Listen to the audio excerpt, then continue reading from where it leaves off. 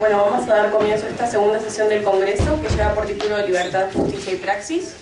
Antes que nada me gustaría decir a todos aquellos que quieran el reconocimiento de crédito de libre elección que se va a estar pasando una hoja donde pueden firmar, y aquellos que no se hayan inscrito pongan sus datos abajo, el nombre, apellido, DNI, facultad, titulación y creo que nada más.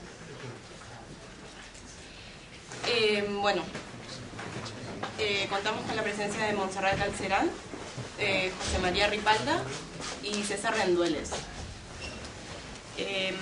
Montserrat Galcerán es militante social, ensayista y catedrática de Filosofía en la Universidad Complutense de Madrid, así como colaboradora en la Universidad Nómada y en la revista Yucali. Es también codirectora del Grupo de Investigación, Globalización y Movimientos Sociales. Es colaboradora también del Diccionario Histórico-Crítico del Marxismo, dirigido por el profesor Hang y publicado en Berlín. También, desde hace más de 10 años, ha publicado artículos y trabajos de temática feminista y colabora en el colectivo madrileño Laboratorio Feminista de Madrid. Es autora de, entre otras obras, La invención del marxismo, estudios sobre la formación del marxismo en la socialdemocracia alemana de finales del siglo XIX, 1997, Innovación tecnológica y sociedad de masas, 1997, y Silencio y olvido, el pensar de Heidegger durante los años 30, 2004. Recientemente ha publicado Deseo de libertad, presupuestos de la acción colectiva.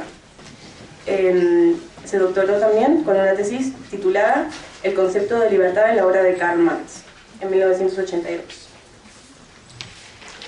José María Ripalda es catedrático emérito por la UNED, en la que se centraba en historia de la filosofía moderna y contemporánea. También es miembro de la Asociación Hegel y miembro del Consejo Internacional de la revista Anuario para la Investigación de Hegel. Sus líneas de investigación fundamentales se centran en las filosofías de Hegel, Marx y la posmodernidad. Entre sus obras más destacadas podemos mencionar La nación dividida, raíces de un pensador burgués, Hegel, 1978, Fin del clasicismo, a vueltas con Hegel, 1992, Comentario a la filosofía del espíritu de Hegel, 1993, De Angelis, Filosofía, mercado y posmodernidad, Políticas posmodernas, crónicas desde la zona oscura y Los límites de la dialéctica, en el 2005. Y por último, César Rendueles es profesor en filosofía por la Universidad Complutense de Madrid, en cuya Facultad de Ciencias Políticas y Sociología es profesor asociado. También trabaja como adjunto al director en el Círculo de Bellas Artes de Madrid.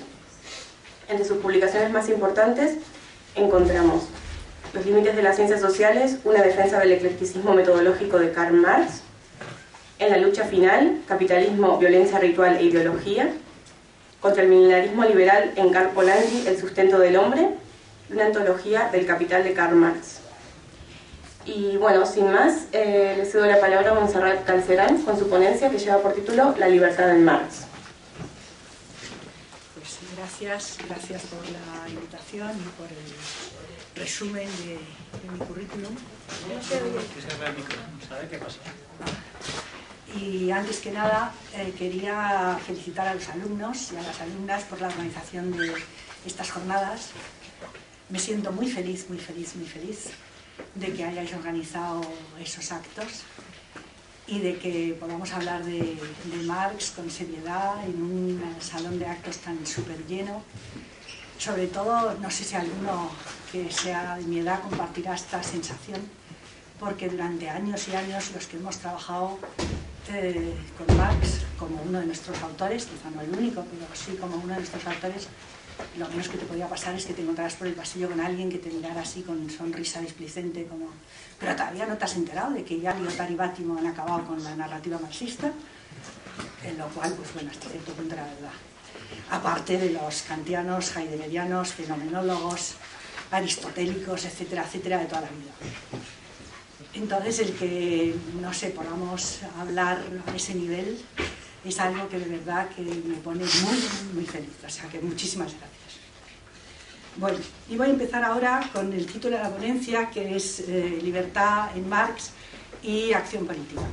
En principio, como pasan esas cosas, Mario, mi amigo, dice que es el retorno de lo reprimido, porque yo me negué a hablar del Estado y la ley. Dije que no hablaría de Estado y ley, porque ya sabemos que esa es una un tema con el que tenemos algún contencioso pendiente en esta facultad, pero volverá a salir el Estado y volverá a salir la ley, o sea que de antemano os pido disculpas.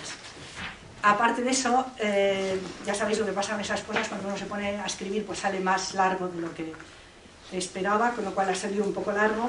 Voy a intentar como resumir lo más esencial de la ponencia en esos 50 minutos que tengo. El título, en principio, era, como os digo, Libertad en Marx, pero ya os han dicho que desde que me doctoré, la tesis doctoral era sobre el concepto de libertad en Marx, con lo cual yo creo que ya he dicho todo lo que tenía que decir sobre el asunto. En el último libro, el de Deseo y Libertad, también hay un capítulo dedicado al concepto de libertad en Marx, por lo tanto, voy solamente a tomar pie en estas cosas y voy a ampliar un poco más y, sobre todo, a incidir en otros temas que en ese momento me parecen, al menos para mi investigación, más interesantes. Por tanto, quizá por eso le he añadido ese subtítulo Acción Política, ¿no? No vamos a hablar solamente del tema de la libertad, sino de toda la concepción de acción política que va ligada a ese planteamiento del asunto en Marx. Voy a empezar, de todas maneras, con dos citas de Marx que son muy conocidas, con lo cual pues sonarán, donde podríamos decir que son de los pocos textos donde aparece el término en la obra de Marx. Una primera del libro del Capital y una segunda de los Grundrisse. La del Capital, que como os digo es una cita, es un texto muy conocido, dice: la órbita de la circulación o del cambio de mercancías, dentro de cuyas fronteras se desarrolla la compra y venta de la fuerza de trabajo, era en realidad el verdadero paraíso de los derechos del hombre. Dentro de estos linderos solo reinan la libertad, la igualdad, la propiedad y venza. La libertad, pues el comprador y el vendedor de una mercancía, a saber, la fuerza de trabajo, no obedecen más ley que la de su libre voluntad. Contratan como hombres libres e iguales ante la ley. El contrato es el resultado final en que sus voluntades cobran una expresión jurídica común. La igualdad, pues compradores y vendedores solo contratan como poseedores de mercancías, cambiando equivalente por equivalente. La propiedad, pues cada cual dispone y solo puede disponer de lo que es suyo. Y venzan, pues a cuantos intervienen en estos actos, solo los mueve su interés. Salto un par de líneas. Al abandonar esta órbita de la circulación simple o cambio de mercancías, ¿por qué me tengo que hacer así? Al abandonar esta órbita de la circulación simple o cambio de mercancías, a donde el librecambista vulgaris va a buscar las ideas, los conceptos y los criterios para enjuiciar la sociedad del capital y del trabajo asalariado, parece como si cambiase algo la fisonomía de los personajes de nuestro drama. El antiguo poseedor de dinero abre la marcha convertido en capitalista, y tras él viene el poseedor de la fuerza de trabajo transformado en obrero suyo. Aquel pisando recio y sonriendo desdeñoso, atareado, este tímido y receloso, de mala gana, como quien va a vender su propia pelleja y sabe la suerte que la guarda, que se la curta. Bien, como sabéis, este es un texto que cierra al final del capítulo 4 del volumen 1 del Capital. El capítulo lleva por título ¿Cómo se convierte el dinero en capital? El título creo que es explícito. Marca además el paso a la sección tercera, que es donde Marx va a desarrollar toda la teoría del plusvalor. Por tanto, podríamos decir que marca el paso entre el abandono de la esfera de la circulación, donde se da eso que nos ha hablado, libertad, igualdad, fraternidad, utilidad, etc., para empezar a hablar de lo que es la relación de producción y explotación de la fuerza de trabajo.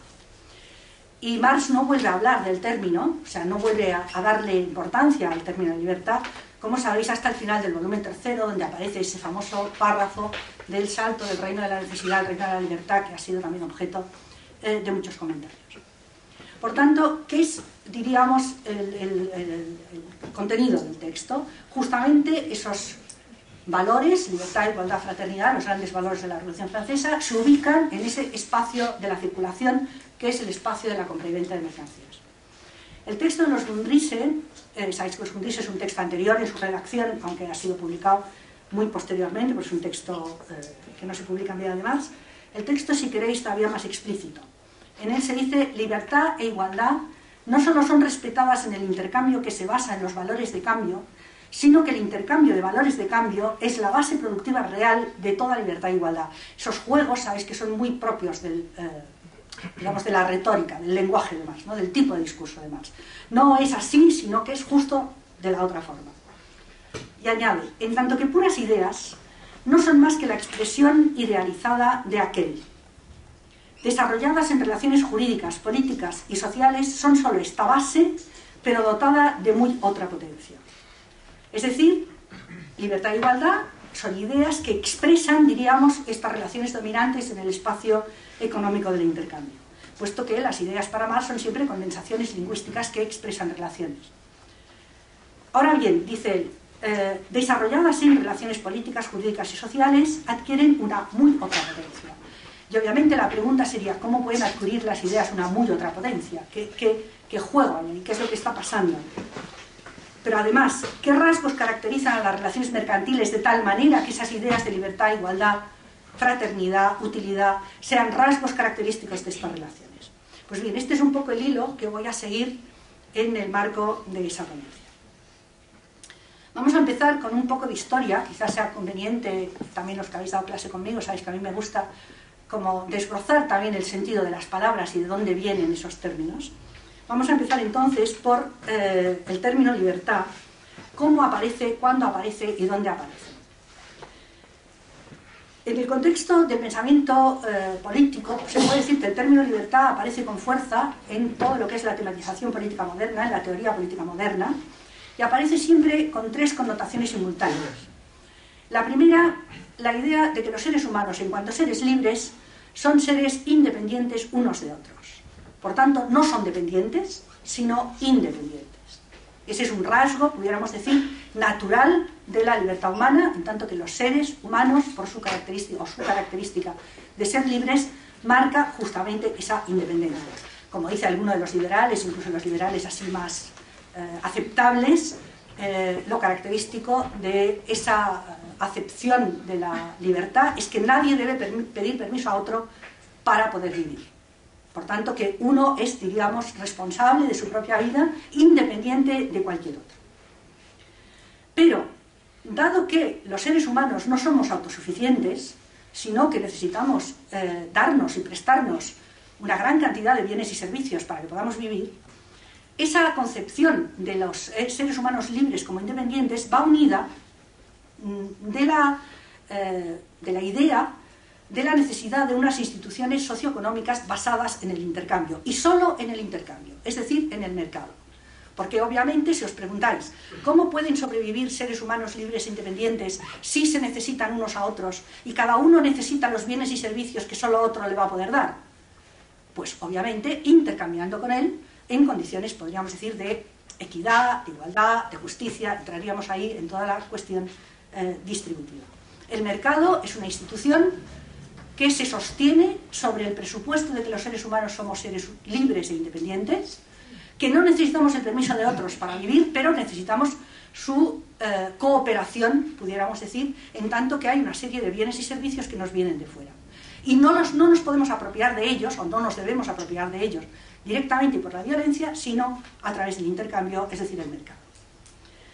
Pero, connotación siguiente, somos independientes y libres, intercambiamos unos con otros, y como es claro, en una relación de intercambio, una connotación importante de esa relación es la connotación de antagonismo. Yo no quiero que tú te pases, ni tú quieres que yo me pase.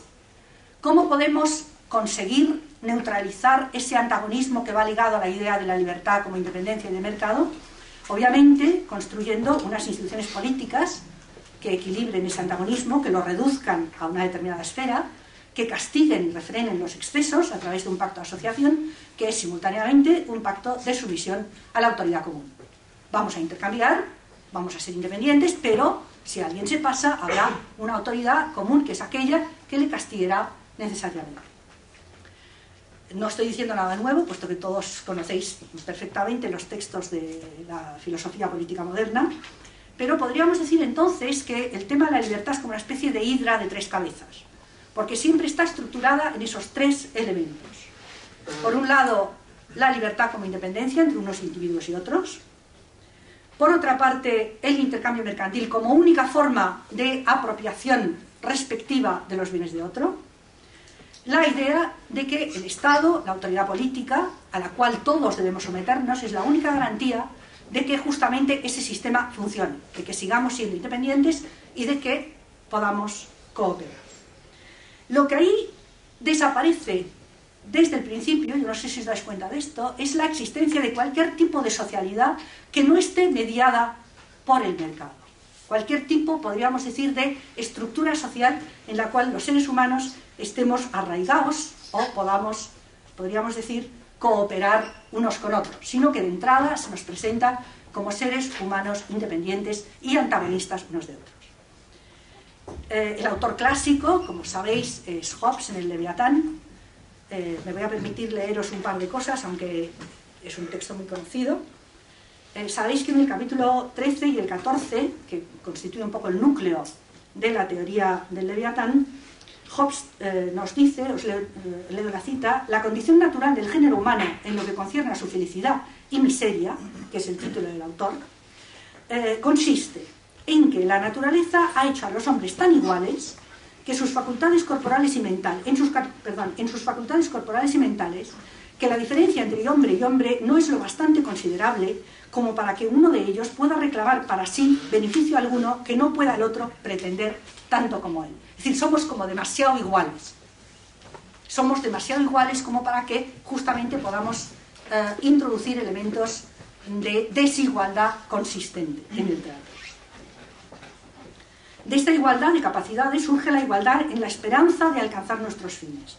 Y por lo tanto, si dos hombres cualesquiera desean la misma cosa, que sin embargo no pueden ambos gozar, devienen enemigos, y en su camino hacia su fin, que es principalmente su propia conservación, y a veces solo su delectación, se esfuerzan mutuamente en destruirse o subyugarse.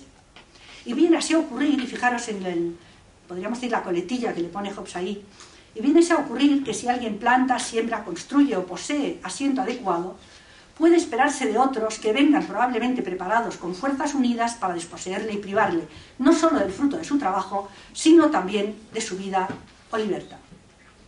Por tanto, conclusión, no hay para el hombre más forma razonable de guardarse de esta inseguridad mutua que la anticipación. Es decir, si cada ser humano prevé que cualquier otro le va a quitar el fruto de su trabajo o de su bienestar, pues lo que tiene que hacer es anticiparse en evitar que eso ocurra, o anticiparse quitándoselo al otro.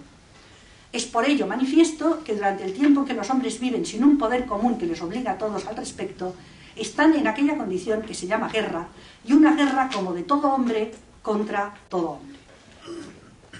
Por tanto, como todos sabéis, el pacto de asociación y de sumisión surge del miedo de todos contra todos, que es, podríamos decir, en esas primeras teorizaciones de la política moderna, un miedo derivado de la natural antagonismo entre los seres humanos. Aquí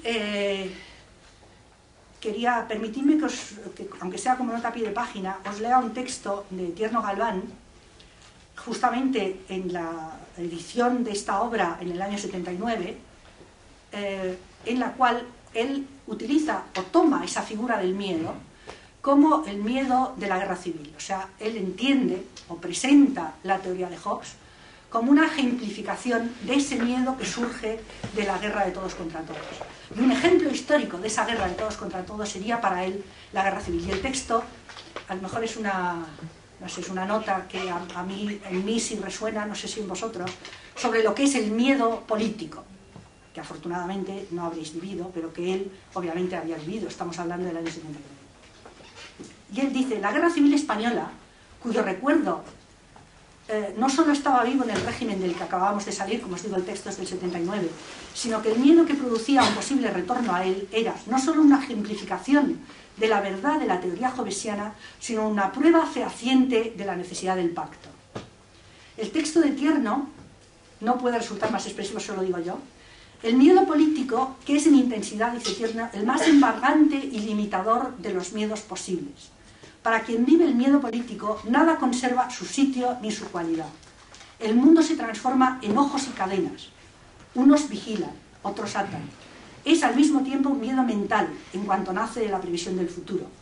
Miedo psíquico, en cuanto tememos, y fijaros en la primera persona del plural, en cuanto tememos incurrir aquella hora en la ira de quien posee el poder y miedo moral. En cuanto posee el poder y miedo moral, en cuanto que hace que nos temamos a nosotros mismos, pues nuestra propia valoración está disminuida y manchada por la conciencia de que tenemos miedo. ¿Por qué es, a mi modo de ver, tan importante este planteamiento? Porque la deducción, como estoy intentando mostrar, de Hobbes se basa: si somos independientes y antagónicos, tenemos miedo.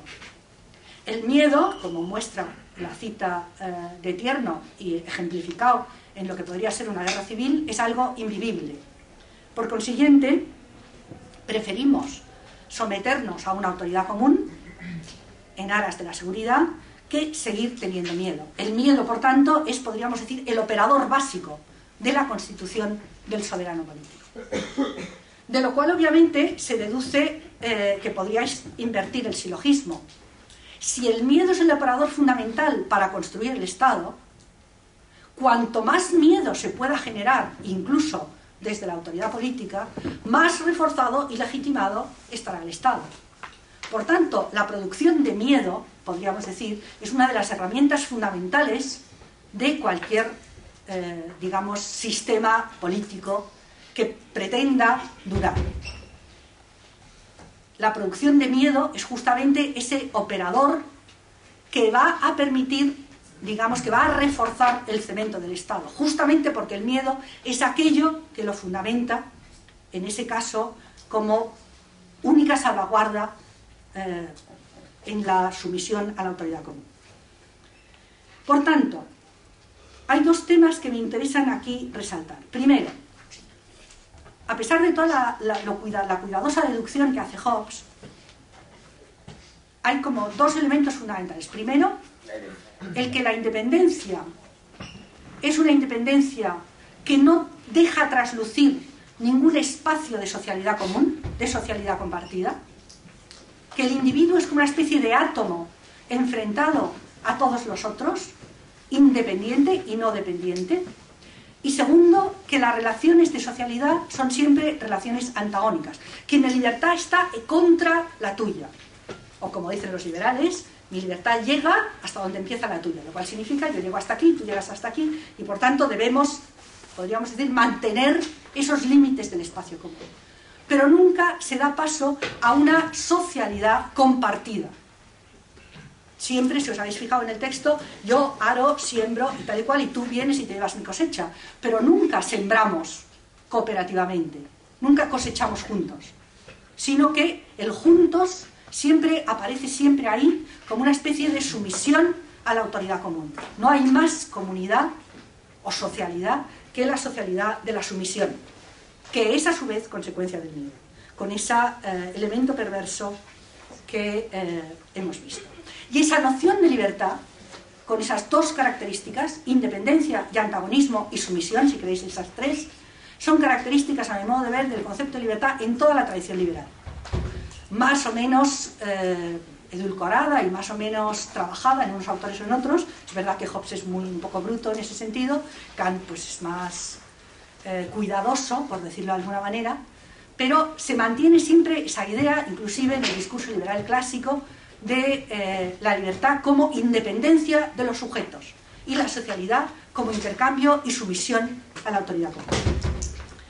¿Me podríais decir por qué empezar con Hobbes en una sesión sobre Marx y más sobre libertad y acción política en Marx? Pues bien, porque en cierta medida Marx está situado en alguna herencia de Hobbes. Vamos a ver sobre todo cuáles son las referencias de Marx a Hobbes en sus obras. No es que haya muchas, hay dos que me parecen interesantes, hay una tercera, pero en aras del tiempo pues la vamos a dejar porque no es tan importante, pero hay dos que sí son importantes. Una es en la ideología alemana y la otra es en las teorías de la plusvalía.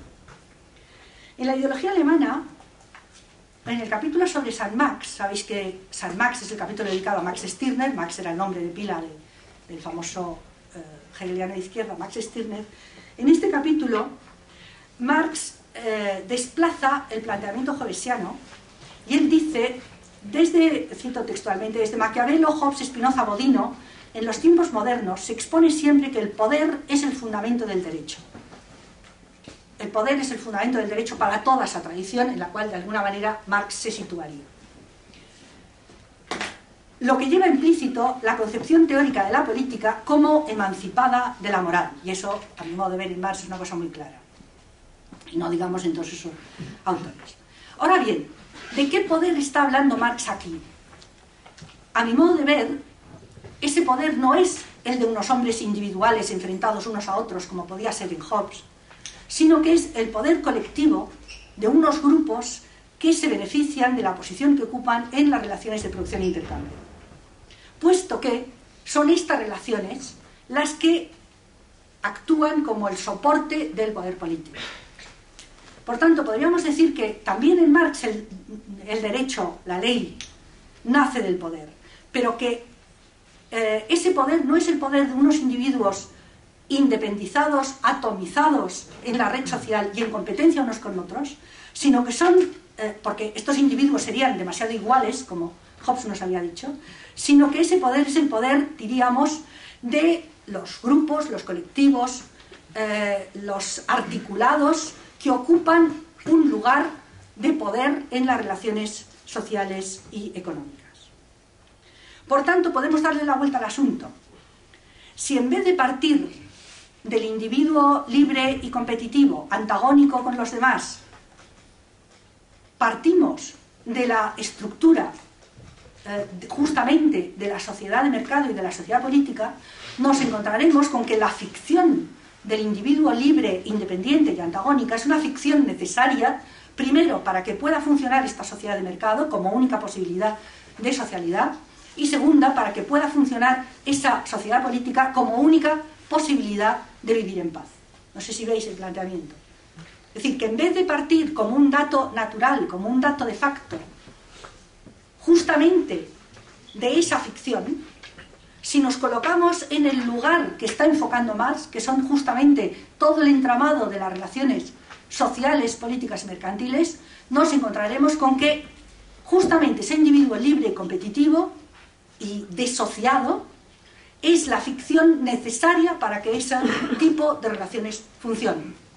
Y por tanto estaríamos al inicio de la ponencia, ¿no? Es decir, que justamente la base productiva de esas concepciones, de esas ideas, son justamente las relaciones de poder que se dan en esa trama.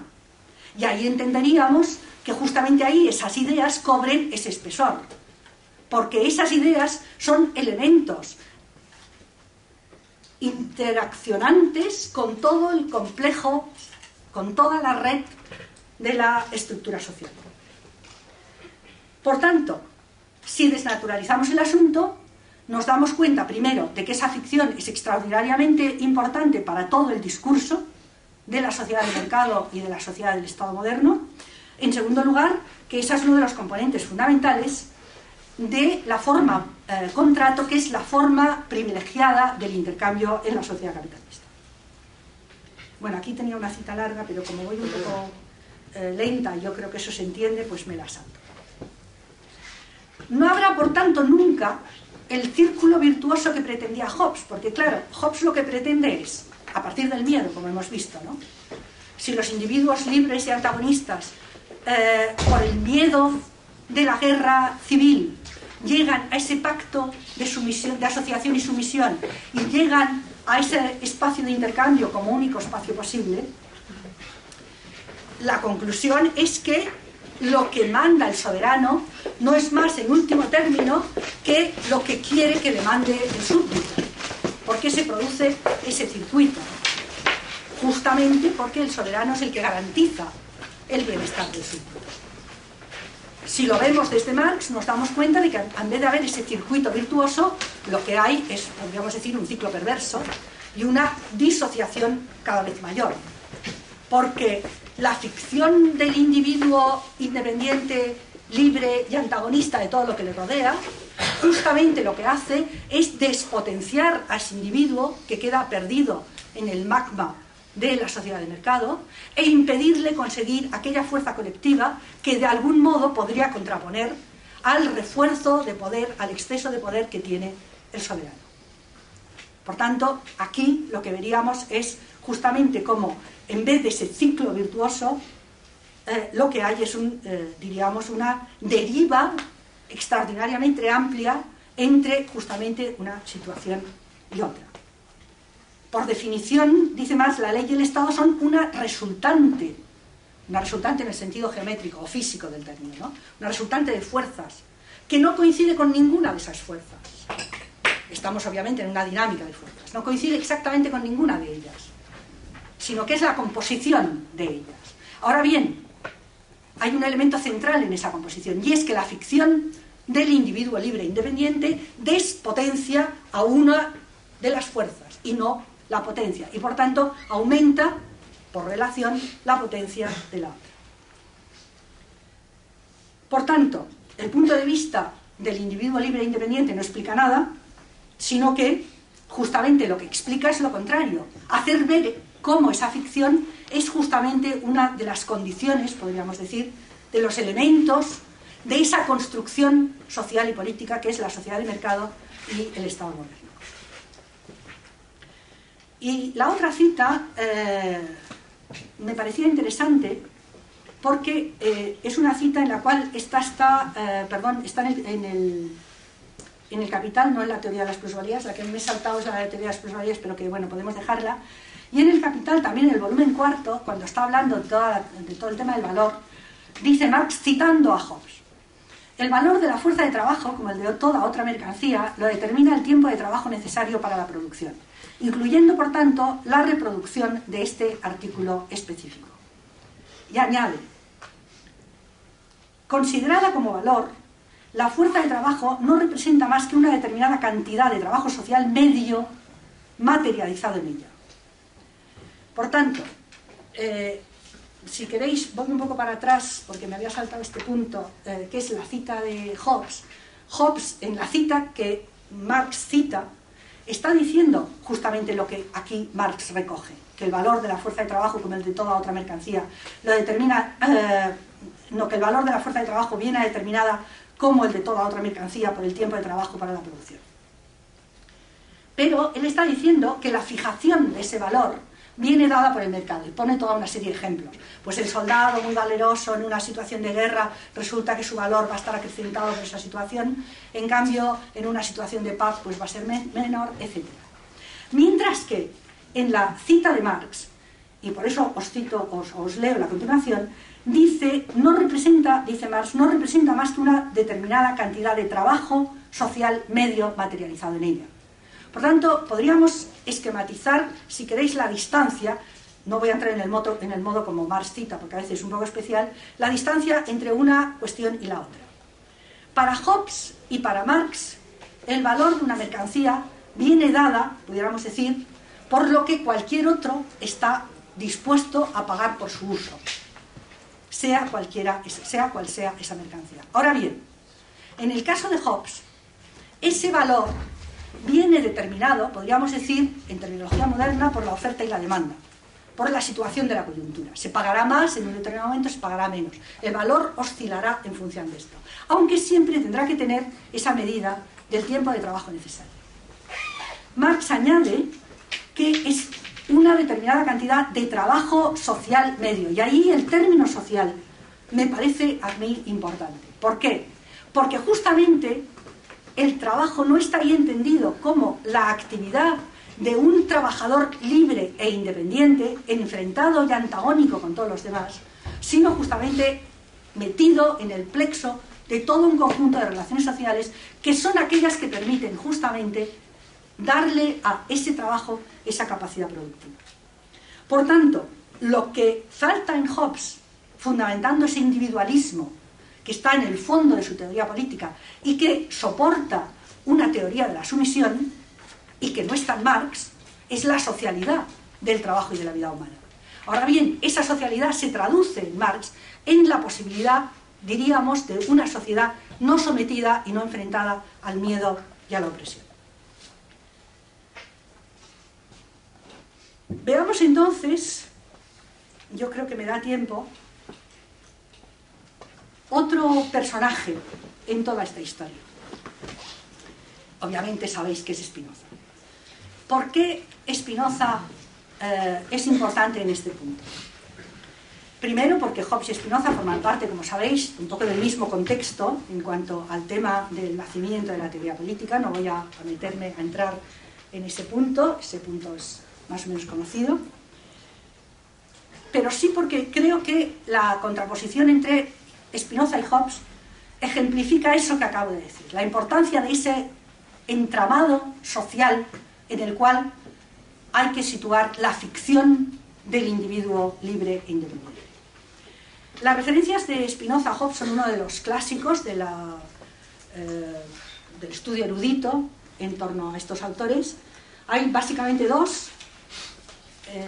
Una que es una nota, la nota 33 al capítulo 16 del Tratado Teológico Político, y la otra es una carta, la carta que Spinoza manda a un corresponsal, un tal Schels, no sé si se pronuncia así, pero bueno, porque es en holandés, en la cual, digamos que analiza cuál es esa distancia. La nota del capítulo 33, en ese capítulo, Spinoza está discutiendo sobre todo el tema del derecho natural y el derecho de las supremas potestades, lo que podría ser las autoridades en terminología moderna, y dice, os cito de Spinoza: en cualquier ciudad que el hombre viva pueda ser libre. Es cierto en efecto que el hombre solo es libre en la medida en que es guiado por la razón. No vamos a entrar, que entiende aquí, aunque luego haré una referencia a él. Ahora bien, dice Spinoza, y pone entre paréntesis, aliter Jovesius, o sea, aliter, sabéis que es el pronombre, el adverbio latino, que quiere decir de otra forma. Jovesius es el nombre en latín de Hobbes, ¿no? De otra forma, Hobbes. De otra forma lo dice Hobbes, otra cosa es lo que dice Hobbes. El texto español traduce, adviértase que Hobbes dice otra cosa. La razón aconseja plenamente la paz, y esta no se puede alcanzar sin que se mantengan inviolables los derechos comunes de la ciudad. Por consiguiente, cuanto más se guía al hombre por la razón, o sea, cuanto más libre es, con más firmeza observará los derechos de la ciudad y cumplirá los mandatos de la suprema potestad cuyo súbdito es. Es decir, si antes hemos dicho que Hobbes hace partir justamente la construcción del Estado del miedo a la guerra y del estado de guerra permanente, y Spinoza dice que Hobbes lo dice de otro modo, y él está diciendo en la frase la razón aconseja plenamente la paz, parece que la distinción está justamente ahí, ¿no? En partir de un estado de guerra o partir al menos de una prognosis de paz. En la carta a Schels, que este era un comerciante holandés con el cual Spinoza tenía cierto trato y que, bueno, era amigo suyo, él le dice: en lo que concierne a la política, la diferencia entre Hobbes y yo, sobre la cual me preguntasteis, estriba en que yo siempre conservo incólume el derecho natural y no pienso que a la autoridad política suprema de ninguna ciudad le corresponda más derecho sobre sus súbditos que el que está en proporción con la potestad por la que aquella supera al súbdito, que es lo que siempre ocurre en el estado natural. Por tanto, podríamos decir, la distancia entre uno y otro está entre el miedo a la guerra, que por tanto obliga a la eliminación, a la, podríamos decir, consideración de la propia impotencia y a la sumisión a la autoridad común como garantía de la paz y como, digamos, modo de no volver a ese miedo, a el reconocimiento, primero, de que la paz es lo aconsejable, segundo, de que esa paz no se puede garantizar contra, sino con, porque reposa en la socialidad común. Es decir, el elemento que permite, podríamos decir, sustituir el miedo por la alegría, sabéis, en la terminología spinoziana, la guerra de todos contra todos por la paz, está, en mi opinión, en la afirmación de que los seres humanos no solo no somos individuos libres e independientes, sino que fundamentalmente no somos antagónicos unos con otros.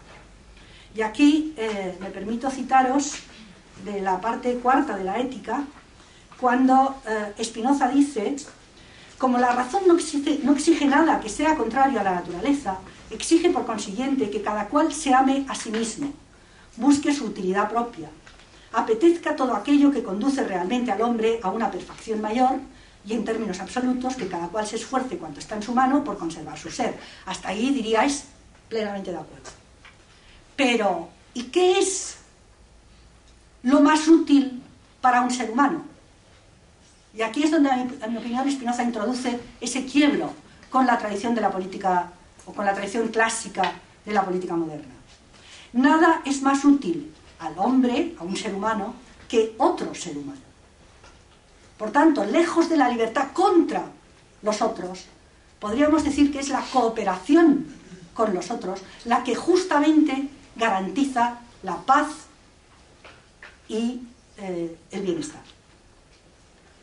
De la misma manera que dos hombres se unen y hacen un compuesto más fuerte que cada uno de ellos, nada pueden desear que sea mejor para la conservación de su ser que el concordar todos en todas las cosas, de suerte que las almas de todos formen como una sola alma y sus cuerpos como un solo cuerpo. Y aquí aparece el cómo. Ese también es un tema que entre los eruditos espinocianos da mucho juego, porque mientras que Hobbes dice que deben someterse a la autoridad común mayor que esa, constituyendo un cuerpo mayor que ese, no hay ninguno que pueda ser pensable, Spinoza dice puedan concordar como una sola alma y como un solo cuerpo, de un modo semejante a.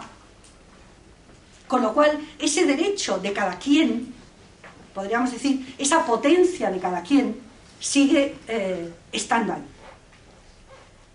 Por tanto, la sociedad, lejos de ser el campo de batalla de todos contra todos, a la cual Hobbes y el discurso liberal nos tiene acostumbrados, habría que decir que la sociedad es el campo de potenciación mutua de los seres humanos. No lo intentáis en un sentido, podríamos decir, de paraíso ideal, porque obviamente está atravesado por toda una serie de conflictos, pero ese nivel de la socialidad común compartida es fundamental, a mi modo de ver, para poder explicar esa nueva manera de entender las cosas. Y aquí, un poco haciendo, si queréis, el pendant con el texto de Hobbes, dice Spinoza, a todo el mundo le faltarían fuerzas y tiempos si cada uno debiera por sí solo arar, sembrar, cosechar, moler, cocer, tejer, coser, etcétera, etcétera, e innumerables actividades para mantener la vida. La vida no sería posible si los seres humanos fuéramos seres libres, independientes y antagónicos unos con otros. La vida solo es posible en ese tejido común y compartido que los seres humanos tejemos con los demás y en el cual podemos vivir. Solo uniendo nuestras fuerzas podemos evitar justamente los peligros de todo tipo, no solamente los peligros de otros grupos humanos, sino también los peligros de tipo natural, etcétera, que nos amenazan. ¿Por qué, si queréis, todo este largo excurso? Me quedan como 10 minutos. Vale.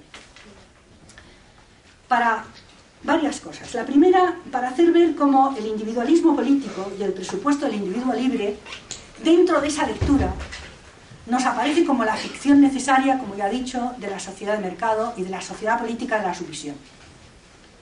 No tiene más garantía que esa y está basada, además, en el miedo. Segundo, porque la alternativa que Marx ofrece, yo creo, a partir de esa continuidad, si queréis, complejizada en la línea de los filósofos, los filósofos políticos, del poder, de la fuerza como sustento del Estado y de la ley, pasa por entender justamente que esa socialidad es posible de transformarse en fuerza política. Es decir, que esa socialidad no necesariamente tiene que estar ligada a ese antagonismo, a esa guerra de todos contra todos, sino que esa socialidad puede transformarse justamente en la construcción de un espacio político compartido. Porque, y ahí, si queréis, el uso de Spinoza es útil, porque justamente esos seres humanos nunca pierden esa potencia constitutiva que los coloca como hipotética fuerza colectiva. La potencia del vulgo, diríamos en la terminología de Spinoza, la potencia plebeya de la que habla García Linera en su último libro, esa potencia plebeya hace que nunca, ni siquiera los más pobres, miserables, desposeídas de la tierra, los últimos indígenas del último pueblo, estén desprovistos de esa capacidad, de esa fuerza, de esa potencia, que si son capaces de construir políticamente, puede justamente aumentar su potencia colectiva, justamente en el sentido en que antes decíamos. ¿Qué tipo de acción política es la que se deduce de ahí? Y ahí voy, quería señalar un par de cosas. La primera es que tenemos algunos datos de cómo pensar ese tipo de construcción de la potencia política colectiva, que no pasa por el Estado y la ley, aunque no es antagónica con ellos, en la propia actividad política de Marx, especialmente durante los años de la Primera Internacional. Sabéis que yo no soy de aquellas estudiosas que piensa que la obra de Marx no tenga nada que ver con su vida política.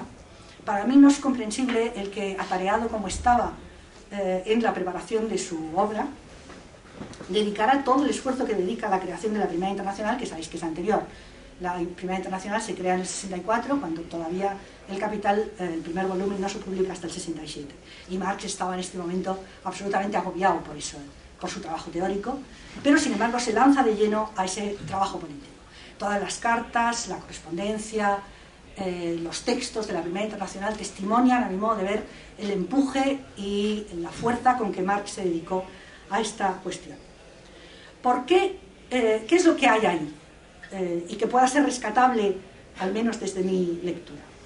En primer lugar, lo que hay, yo creo, es la obsesión por crear fuerza obrera colectiva.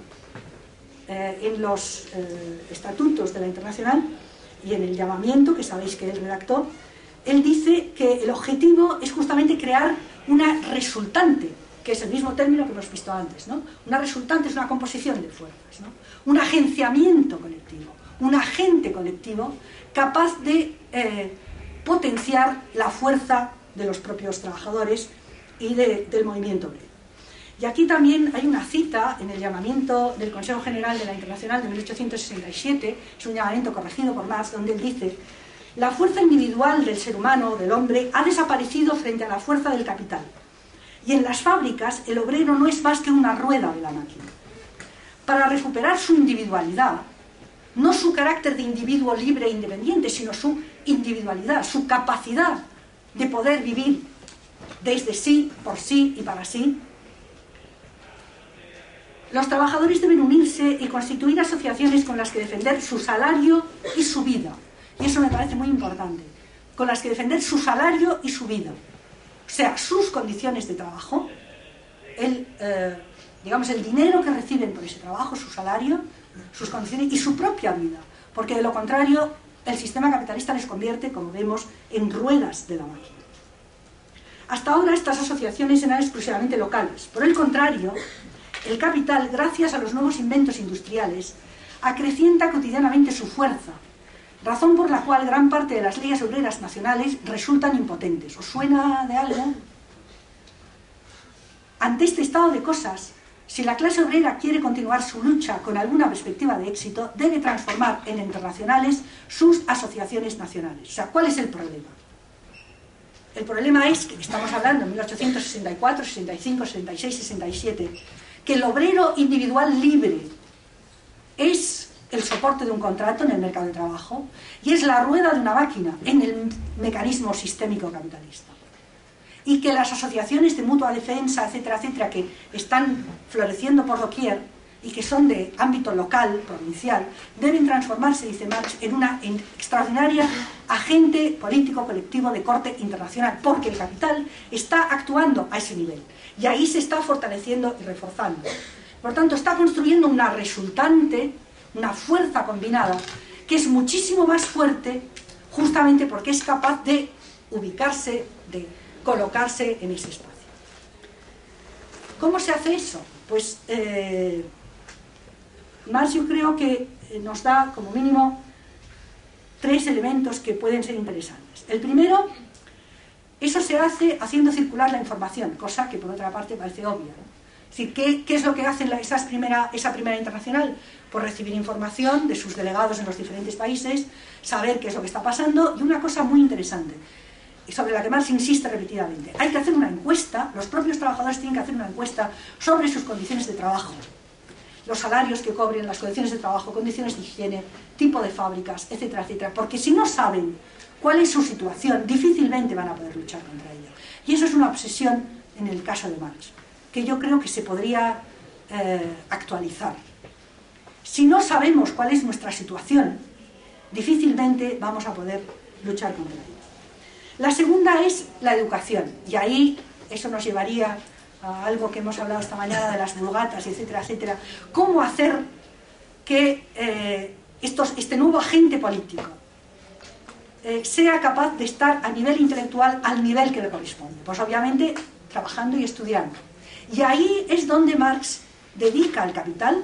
No olvidéis que el volumen 1 sale en el 67, y ahí uno de los textos que a mí me enternece es un texto de un congreso de la Internacional pidiendo a todas las, digamos, las delegaciones